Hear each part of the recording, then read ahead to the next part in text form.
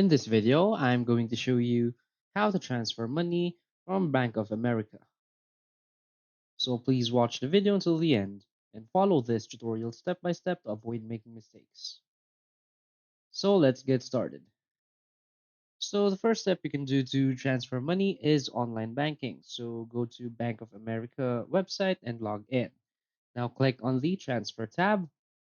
Now enter the details. So choose accounts from and to and enter the amount and date. Now review and click submit. The next method is through mobile banking. So open the Bank of America app and log in. Now tap the transfer slash Zelle app tab. Now choose the accounts from and to or add a recipient. Now enter amount and date. Now simply review and tap submit. Next is a wire transfer. So log in online or visit a branch. Now provide recipient's bank info. Now enter the amount.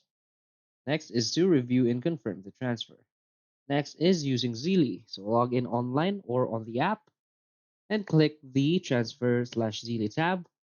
Enter the details. So add the recipient's email or phone number, enter the amount, review, and click send. So that's it.